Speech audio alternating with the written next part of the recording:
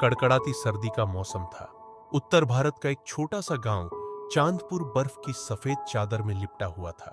ठंडी हवाएं इतनी तेज थीं कि लोग घरों में दुबके रहने पर मजबूर थे। गांव के ज्यादातर लोग गरीब थे और उनके पास न तो पर्याप्त गर्म कपड़े थे और न ही जलाने के लिए लकड़ी। ठंड का कहर धीरे धीरे लोगों की जान पर भारी पड़ने लगा। गांव में राधा नाम की एक छोटी लड़की रहती थी। उसके पिता मजदूरी करते थे और माँ घर में कपड़े सिलकर परिवार का गुजारा करती थी।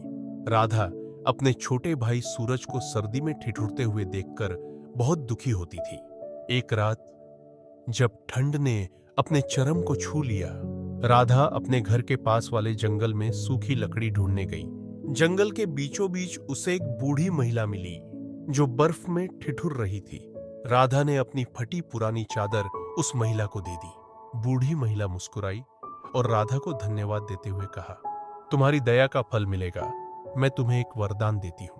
उसने राधा को एक ऊन का गोला दिया और कहा, यह जादुई ऊन है, इससे जो भी बुनाई होगी वह कपड़ा ठंड से बचाएगा और कभी खराब नहीं होगा। राधा यह सुनकर हैरान थी,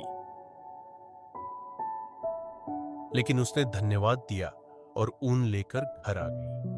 अपनी मां को ऊन का गोला दिखाते हुए उसने सारी बात बताई। मां ने पहले तो इसे मजाक समझा, लेकिन फिर उन्होंने ऊन से एक छोटा स्वेटर बुना। जब राधा ने उसे पहना तो उसने महसूस किया कि वह एकदम गर्म और सुरक्षित है।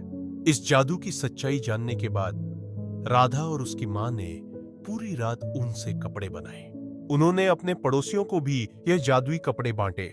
जल्द ही पूरा गांव गर्म कपड़ों से सुरक्षित हो गया, लेकिन ऊन खत्म होने की चिंता सबके मन में थी।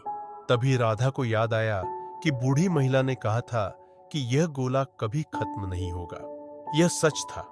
जादुई ऊन का गोला लगातार बढ़ता जा रहा था। अब गांव के लोग न केवल खुद को बल्कि आसपास के अन्य गांवों को भी ठंड से बचाने के लिए कपड़े देने लगे। ठंड का कहर धीरे धीरे कम होता गया और गांव वालों ने राधा की दया और साहस को सराहा।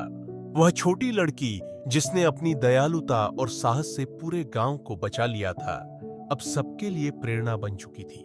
जादुई ऊन का गोला आज भी उस गांव में रखा है और लोग उसकी कहानी सुनते सुनाते ठंड से बचने की प्रेरणा लेते हैं।